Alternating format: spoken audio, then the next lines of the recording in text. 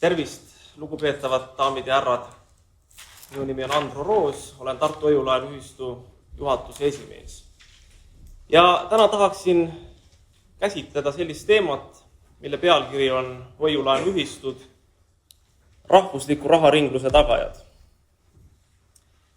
Kõigepealt vaatleksime ülevaatlikult, mis asi on hoiu-laenuühistu.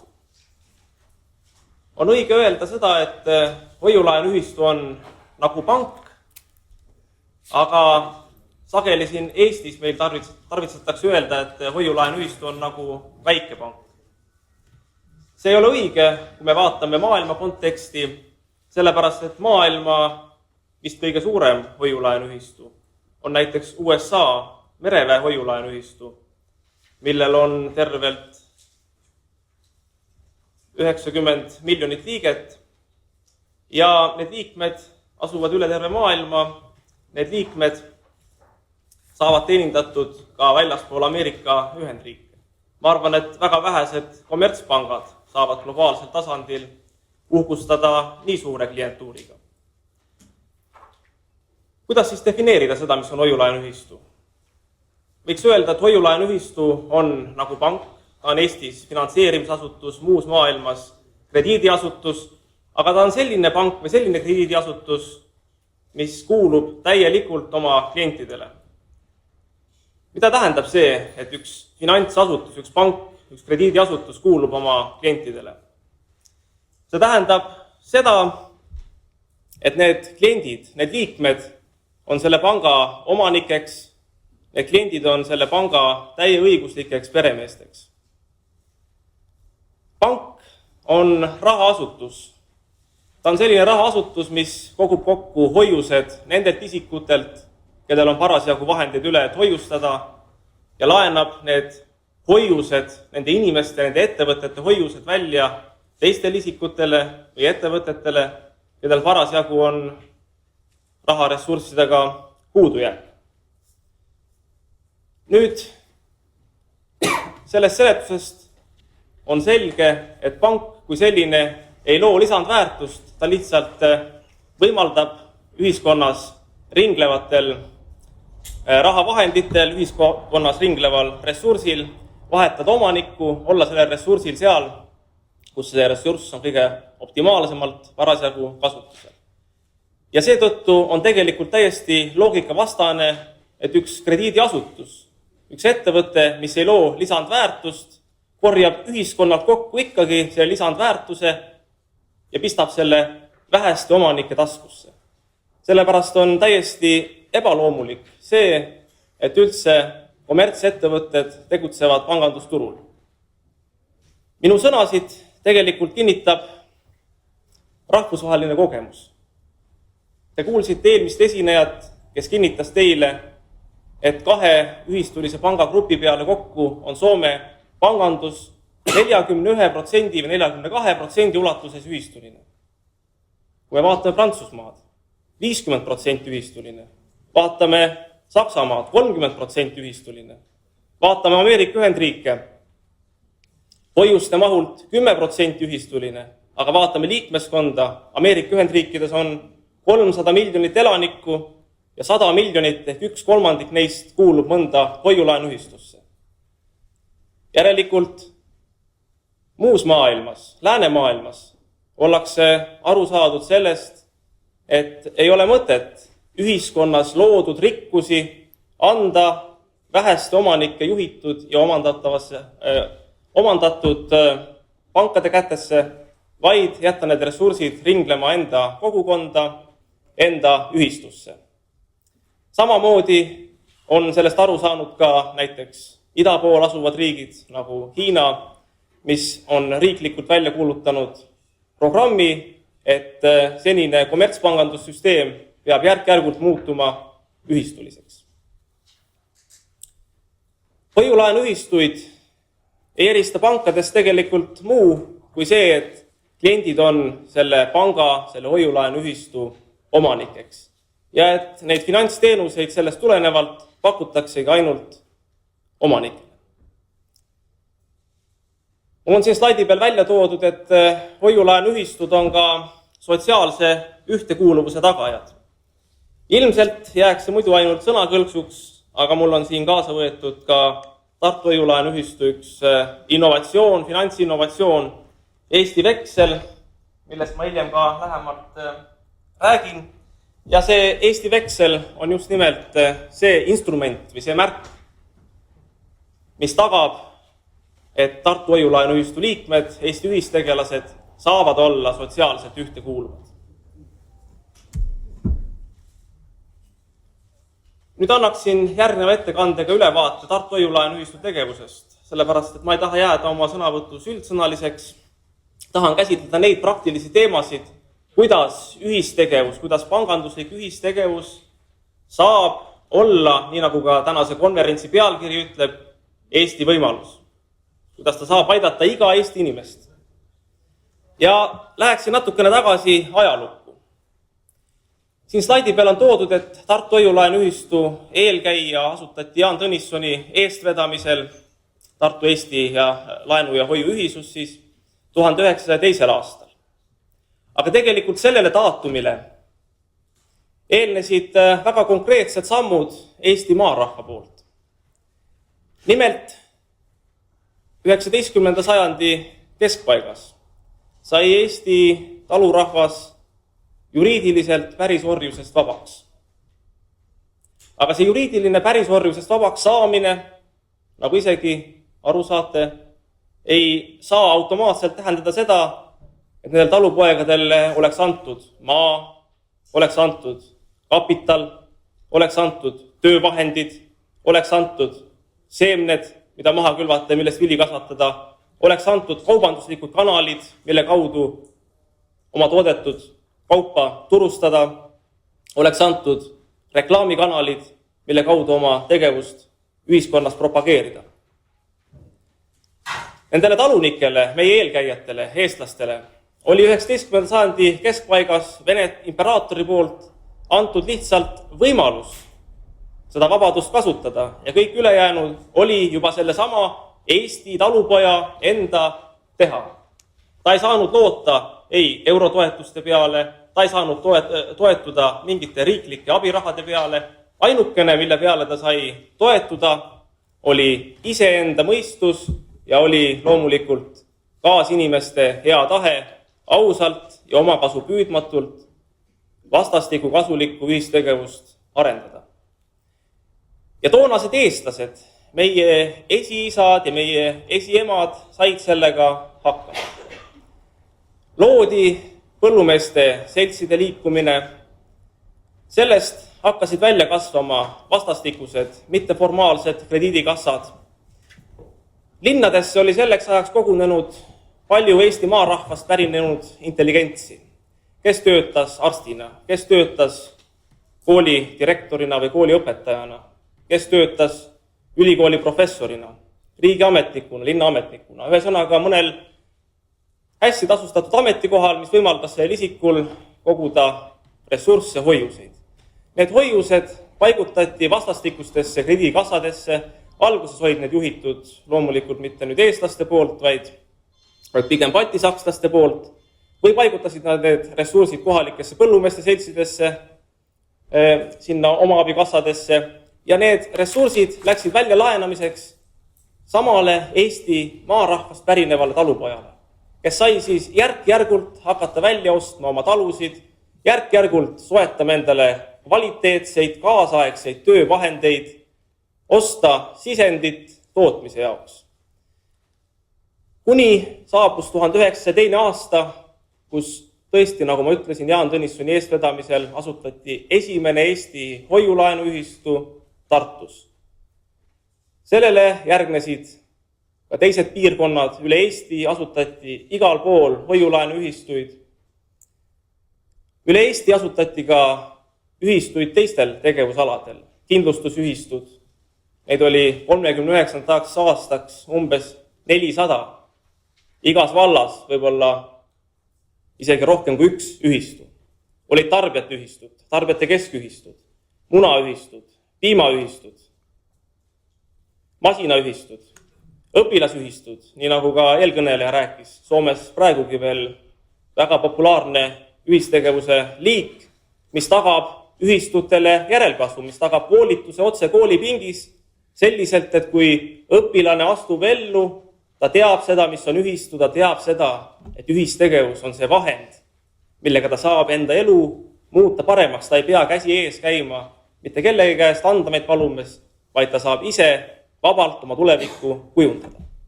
Ja ka täna on tegelikult Eestis selline olukord.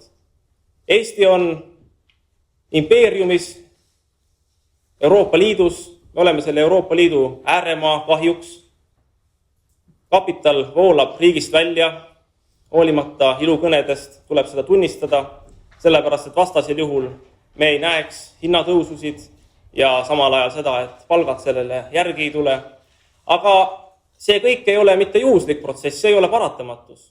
See protsess on kujunenud selliseks, et nagu me igapäevaselt näeme, ega Eestis ei ole olnud elujõulisi ühistuid, ei ole olnud ka sellist poliitikat, mis oleks taganud esiteks rahva hariduse, rahva teadlikkuse sellest, mis asi on ühistu, mis asi on ühistegevuse võim, kuidas ühistegevus enda kasuks tööle panna ja ei ole olnud ka loomulikult inimeste seas enda hulgas väga palju seda initsiatiivi, et jõuliselt ühistegevust arendada.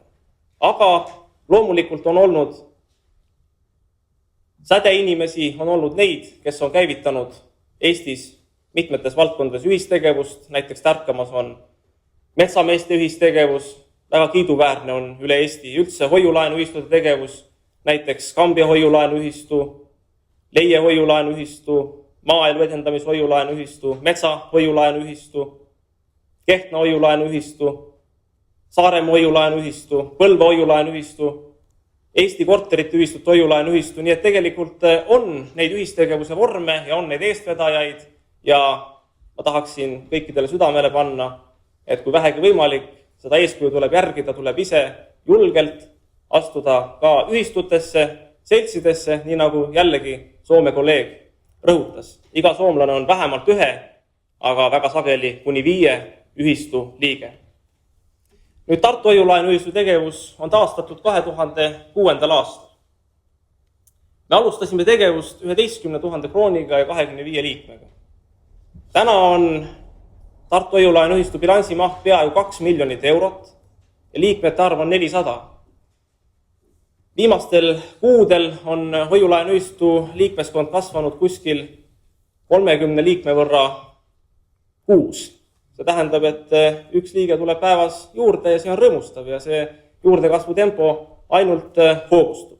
Ja see, miks ta hoogustub, see ei ole mitte jällegi juhus, vaid see on konkreetse tehtud töö tulemus ja see on selle tulemus, et Eesti inimesed järjest rohkem hakkavad aru saama seda, et ühistegevus on tõesti see võimalus, mille kaudu ennast aidata. Ja võib öelda, et Tartu hoiulaenuühistu näol 6 aastat tagasi loodud kõige väiksemast ühistust, mis ei saanud mingisugust välist abi kuskilt, ei taotlenud ka seda, vaid ainult oma liikmete ühistegevuse jõule toetudes on täna kasvanud kõige suuremaks hoiulaenuühistuks Eestis. Et siin on toodud liikmete juurdekasv, liikmete arv perioodil siis jaanuar 2010 kuni mai 2012, et siin on näha seda, et 2,5 aasta jooksul on tegelikult mitmekordistunud see liikmete arv. Mis on hoiulaenuühistu eesmärk? No ma mainisin seda, et pank, sealhulgas ka ühistuline pank, hoiulaenuühistu koondab kokku raha omavate inimeste ettevõtete vahendid ja laenab need välja siis teistele isikutele ettevõtetele, kellel on oma tootliku tegevuse arendamiseks tarvis ressursse. Ja see ongi tegelikult ju hoiulaenuühistu eesmärk, tagada liikmete vaheline raharinglus ja tagada see võimalikult soodsatel tingimustel, tagada see omahinna tasemel, nii et mitte ühelegi klikile või väiksele grupile peale hoiulaenuühistu liikmete ei sünniks sellest tegevusest hiigelkasusid, vaid et kogu tegevus oleks korraldatud ainult ja ainuüksi liikmete huvides. Ja eks seda viiaksegi siis niimoodi ellu, et kord on inimesel hoiuseid üle või ettevõttel, ta hoiustab, teisel perioodil on tarvis neid hoiuseid kasutada laenudena ja raha niimoodi ringleb. Selle jaoks ongi tarvis ühe riigi ühe ühiskonna, ühe kogukonna täisväärtuslikuks arenguks ja arendamiseks seda, et eksisteeriks lokaalne kohalik raharinglus. Et raharinglus ei oleks mitte globaalne, et raha ei haihtuks kuhugile globaalsetesse taskutesse, vaid et raha ringleks igas kogukonnas, igas riigis koha peal selle sama kogukonna või riigi liikmete huvides. Need teenused, mida Tartu Hoiu-laenuühistu täna pakub, on tegelikult juba päris mitmekesised. On näiteks hoiused, on laenud, no nii nagu nimi ütleb, hoiulaenu, on liisingud, garantiid, faktooringuteenus ja siin ringleb see sotsiaalse sidususe või ühtekuuluvuse tunnusena see instrument, mis seda võimaldab, ka Eesti vekslid, sellest ma natukese aja pärast pikemalt räägin. Ka kindlustuse oleme oma teenuseportfelli võtnud ja kuigi Eestis täna veel ei saa pakkuda päris puhtalt ühistulist kindlustust, see tähendab seda, et ei saa asutada ühistulisi kindlustusseltse, siis Tartu Hoiu-laenuühistu näiteks on asutanud omale tütarettevõtte Lõuna kindlustusmaakler, mis ka sellest tulenevalt, et ta Tartu Hoiu-laenuühistule 100% kuulub, sisuliselt vahendab seltside kindlustustooteid ühistulistel alustel ilma kasumit taotlemata. Ja samuti on üks uus valdkond, mida Tartu Hoiu-laenuühistu tahab eest vedada ja millele me ootame kaasa töötajaid ja kaasa mõtlejaid, on just nimelt korteriühistute finantsiline ühistegevus. Nüüd natukene teenustest lähemalt. Hoiuste all pakub Tartu Hoiu-laenuühistu, no kõige levinum on ikkagi tähtajaline hoius, nii nagu ka pankades on, ma arvan, et ma ei pea seletama seda, mida see endast kujutab. Põhimõtteliselt maksame intressi, see on 7% aastas, ja oleme intressipoliitika puhul pidanud tähtsaks stabiilsust, ei ole pidanud õigeks minna kaasa turukonjunktuuri muutustega, kus rahvusvahelistel rahaturgudel intressid on langenud, et siis on ka hoiustajaid sellega karistatud.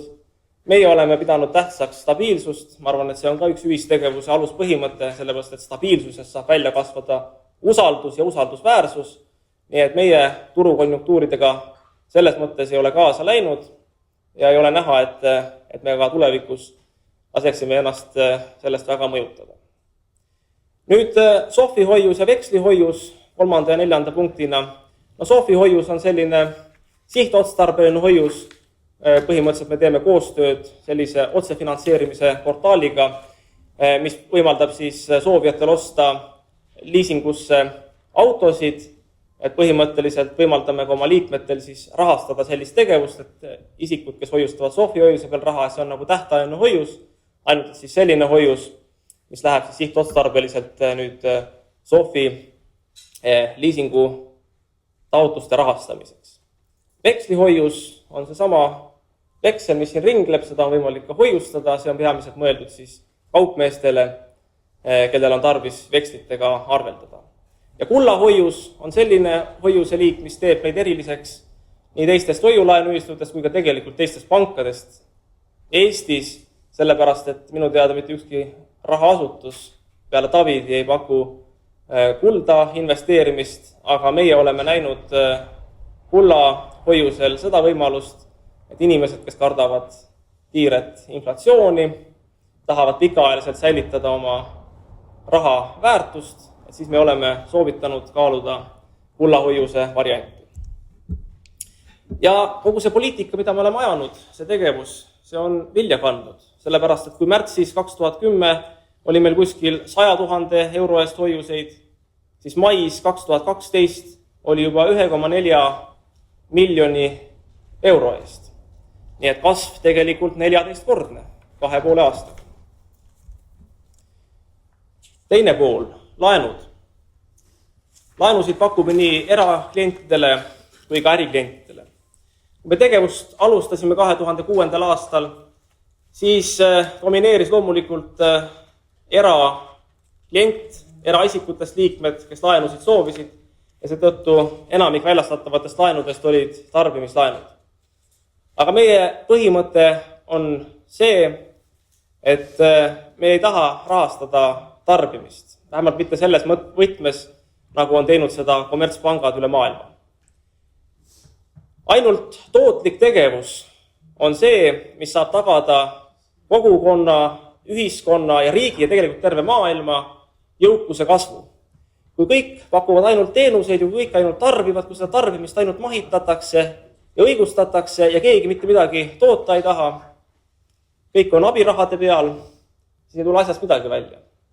Sellepärast Tartu Hoiu-laenuühistu ongi võtnud enda oluliseks missiooniks ja suunaks selle, et pakkuda Eesti väikeettevõtetele laenusid. Mulle meeldis eelpool kõneleja toodud fakt Soome kohta, et Soomes peaaegu kõik talundid on perekonna kätes, perekondade kätes, need on perekonnatalundid, nii nagu Eestis oli enne teist maailmasõda. Ja tegelikult selline väikeettevõtluse vorm saabki ühele väikerahvale olla tulutoovaks, sellepärast, et siis on kõik peremehed, on kõik huvitatud sellest, et kogukond areneks, on huvitatud riigi kaitsest, sellepärast, et on omand, mida kaitsta ja ühiskond tervikuna saab minna edasi. Ja ka see tegevus ei ole jäänud tagajärjetuks.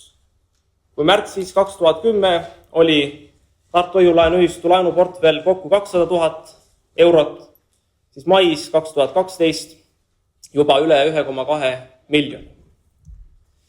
Nüüd see laenuportfell ei koosne siis peaasjalikult mitte ainult ettevõtluslaenudest, vaid vähemal määral ka siis tõesti väga väikestest tarbimislaenudest, kui on tõesti inimesel tarvis seal lühiajalist krediiti mingisuguse asja kordaajamiseks, näiteks mingis mõttes kahetsusväärselt jällegi väga palju taotletakse näiteks välismaale tööle minemiseks laenusid või siis laenusid selleks, et osta välismaale tööle minemisel auto, millega tööl käia. Et võiks olla selliseid laenutaotlusi rohkem, kui Eestis midagi tootvat ettevõtlikku käima panna. Aga see selleks. Lisaks ettevõtluslaenudele, tarbimislaenudele on liisingud, peamiselt siis autoliisingud, nii eraisikute tööautod kui ka tegelikult ettevõtete kasutatavad spetsiifilisemad autod, näiteks kallurid, kopad, sellised asjad. Siis liisingu kõrval garantiid, pakkumisgarantiid, teostusgarantiid, garantiiaja garantiid, mille järgi on ka tegelikult Eestis väga suur nõudlus just näiteks ehitusettevõtete hulgas, tööstusettevõtete hulgas, eksportivate ettevõtete hulgas, kus on tarvis pakkuda garantiisid oma partneritele selleks, et saada lepinguid, selleks, et saada tööd, et pakkuda tööd oma töötajatele, nende leibkondadele. Ja see garantiide teenus on tõtt-öelda just nimelt ühistulisel printsiibil või demokraatlikul printsiibil välja töötatud selles mõttes, et lihtsalt liikmed hakkasid tulema meie juurde ja ütlema seda, et pankadest on väikeettevõtjal peaaegu võimatu saada normaalsetel tingimustel garantiisid, normaalsete tasudega, normaalsete tagatistega. Nõutakse imeasju, et kas ei oleks võimalik välja töötada sellist teenust. Ja meie võtsime selle kätte juhatuses ja tegime ära, panime asja tööle. Täpselt sama on faktooringuga, eriti tähtis Eesti väikestele ettevõtetele. Kommertspangad ei paku väikestele ettevõtetele, jällegi normaalsetel tingimustel, normaalsete tagatiste olemasolul faktooringut, vaid nad on keskendunud suurettevõtjatele. Jällegi näeme siin olulist missiooni toetada Eesti väikeettevõtlust, nende eksporditegevust ja kasumite sissevoolu meie ühisesse riiki, selleks, et meil kõigil oleks hea. Kindlustus, nagu mainitud, Lõuna kindlustusmaakleri vahendusel, mis on Tartu Hoiu-laenuühistu tütarettevõte, pakume või vahendame erinevate kindlustusseltside kindlustustooteid kahjukindlustuse valdkonnas, mitte küll elukindlustus, aga kahjukindlustus nii eraisikutele kui ka juriidilistele isikutele. Ja kuna Lõuna kindlustusmaakler on 100% Tartu Hoiu-laenuühistu omandis, siis tegelikult ta töötab ühistulistel alustel.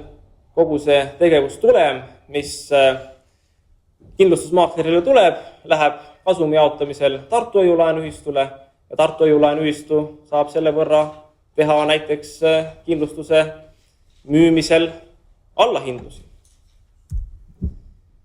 Nüüd mainisin, et üks uus suund, mida tegelikult Tartu Hoiu-laenuühistu on ette võtnud, aga mida tegelikult meil kõigil tuleks ühiselt toetada ja oma panus anda, on Eesti korteriühistute finantsiline ühistegevus. Oma vormi on ta leidnud sellise nime all nagu Eesti korteriühistute hoiulaenuühistu. Ja mis on asja mõte? Asja mõte on see, et Eestis on 10 000 korteriühistut. Nendel 10 000 korteriühistul on ühtekokku välismaiste kommertspankade arveldusarvetel ja vähesemal määral ka tähtajalistel hoiustel 5 miljardit Eesti krooni. Nende 5 miljardi Eesti krooni eest kommertspangad maksavad võib-olla 0,1 või 0,2% suurust intressi, kui on arvelduskonto peal see raha. Kui on tähtajalise konto peal, siis 1% või sagedamini alla selle intressi. Samal ajal aga laenatakse seesama raha pankade poolt välja nendele korteriühistutele, kes vajavad renoveerimiseks laenusid.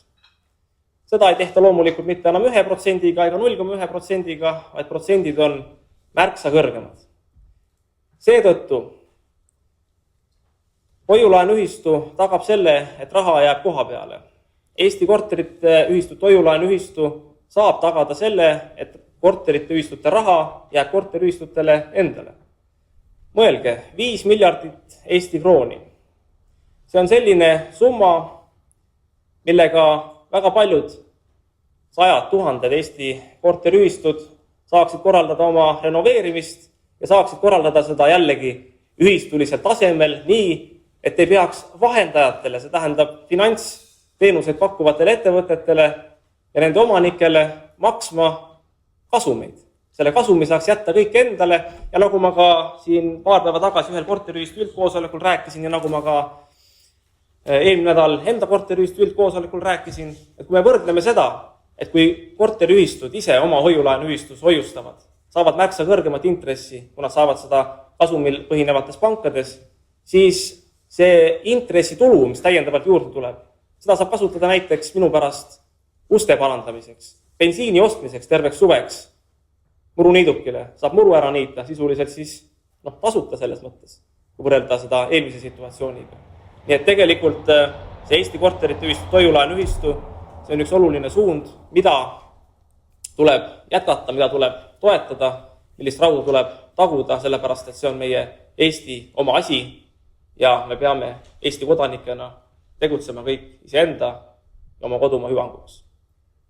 Nüüd üks asi, mida Tartu hoiulaenuühistu on veel ette võtnud, on see, et me oleme juba viinud läbi ühe nõustamise ühele väikeettevõttele nimega aktsiaselts Chemhill, kaubamärgiga Bonbon Lingerie, mis toodab kvaliteetpesu ja ekspordib seda, jällegi toob kasumeid meie Eesti riiki sisse, pakub väga paljudele isikutele tööd, õmblejatele eeskätt. Viisime läbi selle ettevõtte võlakirja emissiooni nõustamise. Mida lõpptulemusena seesama ettevõte, aktsiaselts Chemhill, korraldas ise oma võlakirja emissiooni ja korraldas selle lõppkokkuvõttes tegelikult päris edukalt. Ei saanud küll kokku seda algset plaani, 500 000 eurot siis väikeinvestorite käest, aga sai kokku üle 79 000 euro, seda 3 nädalaga ja kui ettevõtjaid siin saalis on, siis nemad teavad, et 79 000 eurot ei ole ühele väiksele ettevõttele väike summa, selle eest saab nii mõndagi osta, saab tootmissisendid osta, materjale ja aktsiaselts Chemhill on oma näitajatega läinud edasi, see on tema tegevusel olnud kasuks. Ja tegelikult see on esimene pääsuke. Tartu hoiulaenuühistu soovib olla nõuandjaks ka järgmistele Eesti väikeettevõtjatele, kes Tartu hoiulaenuühistu liikmeks hakkavad, et oleks võimalik näiteks ka võlakirja emissiooni kaudu kaasata raha Eesti ettevõtluse edendamiseks. No eeskätt on võimalik näiteks põllumeeste tegevust rahastada või mõnda tootmistegevust. Nüüd tuleme veel Eesti vekslite juurde, mis siin saalis ka ringlevad. Slaidi peal on toodud 10. Eesti veksel, saalis ringleb 5. Olemas on veel 50. veksel. See veksel on tegelikult kinkekaart või soodusmaksevahend. Nii nagu näiteks erinevad kaubanduskeskused oma kinkekaarte välja annavad või erinevad kaubaketid oma sooduskuponge jagavad. Nii on see idee leidnud rakendust Eesti vekslites, Tartu Hoiu-laenuühistu liikmete vahelises maksevahendis ja sooduskupongis. Ja selle eesmärk ongi suurendada Tartu Hoiu-laenuühistu liikmete vahelist kaubandust läbi selle, et vekslitega maksjale pakutakse 10% püsisoodustust. See tähendab seda, et näiteks selle 10 veksli saab liige, Tartu Hoiu-laenuühistu liige, osta 9 euro eest, see tähendab 10% soodsamalt, ning kui see 10 veksel tal ostetud on, minna näiteks mõnda Tartu Hoiu-laenuühistu liikmest ettevõtja juurde ja osta sealt ettevõtja juures siis selle 10 veksliga nii, nagu ta ostaks 10 euroga. See tähendab siis seda, et sisuliselt saab 10 eurot maksva asja kätte 9 euro eest. Seda 10% püsisoodustust lõppkokkuvõttes võimaldavad siis Tartu Hoiu-laenuühistu liikmetest ettevõtjad ja võimaldavad selle eest, et teised Tartu Hoiu-laenuühistu liikmed, peamiselt siis eraisikud, on lojaalsed ja ei lähe ostma mitte väljaspoolt ühistut, vaid toetavad siseringi majandust ja toetavad oma kaasliikmeid sellega, et tarbivad siis vastastikku üksteise kaupasid ja teenuseid. Ja tegelikult see Eesti veksel on olnud ringluses juba pool aastat, alates 1. detsembrist 2011 ja tulemused on päris head, arvestades olukorda. Kuskil 25 vekslipartnerit on, näiteks siin saalis ma nägin enne Terviselehe peatoimetaja oli, Terviseleht võimaldab vekslitega maksta, Tartus Lõunakeskuse taluturg, mis ka on muide kuskil 60 liikmega talunike ühistu, mis on rajanud endale niisuguse nii-öelda ühistulise kaupluse Lõunakeskuse taluturgu ja arendab siis põllumajandusühistegevust. Ja vekslitega seoses on meil siis ka kokkupuutepunkt nüüd finantsühistegevusega. On Tartu turuhoones, on põhimõtteliselt erinevaid ettevõtjaid, kes autoremondiga tegelevad, on erinevaid teenusepakkujaid raamatupidamisteenustest finantsnõustamiseni, on taksosid võimalik tellida Tallinnas eestkätt. Ja see ring tegelikult järjest laieneb ja see ring kannabki seda põhimõtet, mis on ühistegevuse algprintsiip, et peab olema solidaarne oma kaasmaalastega, antud juhul, kui on tegemist konkreetselt ühistegevusega, peab olema solidaarne oma ühistu liikmetega. Võimalusel alati osta kaupasid ja teenuseid ja tööjõudu oma liikmetelt, sellepärast et sellisena on võimalik tagada raha jäämine igaühe meie enda kätte. Ja lõpetuseks, mulle veel meeldis, veel kord pean ütlema seda, eelmise ettekandja slaid selle kohta, kuidas Soome ühistegevus teeb teavitustööd ja kuidas tegelikult ollakse keskendunud liikmete harimisele, informatsiooni jagamisele. Ja seda suunda peab ainuõigeks ka Tartu Hoiu-laenuühistu.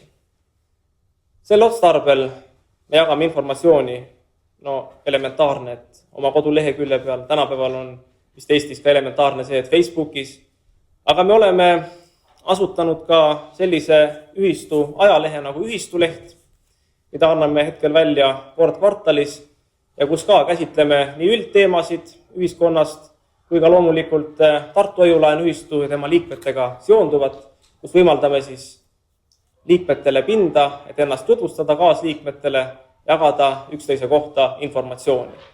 Ja tegelikult täpselt sama eesmärki kannab ka Nõmme raadio eetris igal esmaspäeval olev ühistusaade, mida Tartu Hoiu-laenuühistu juhid ja ka liikmed eest veavad, kus liikmed saavad käia rääkimas, ennast tutvustamas, kaasliikmetele nähtavaks tegemas ja ka avalikkusele nähtavaks tegemas. Nii et sellise tegevusega me tahame edasi minna ja mul on ütlemata hea meel, et täna siin sellele konverentsile on kokku tulnud väga suur hulk inimesi väga mitmetelt tegevusaladelt. Seda ei ole kaua aega Eestis olnud, Eesti ühistegevuse praktikas. Nüüd on. Ma panen igale ühele südamele, et ühistegevus kui selline, see ei tohi mitte mingil juhul jääda loosungiks. Tänasel konverentsil on õige pealkiri Ühistegevus, Eesti võimalus. Liituda mõne ühistuga osaleda ise ühistegevuses. See peaks olema ja peab olema iga Eesti Vabariigi kodaniku aukohus iseenda ees, oma rahvuskaaslaste ees. Tänan kuulamast.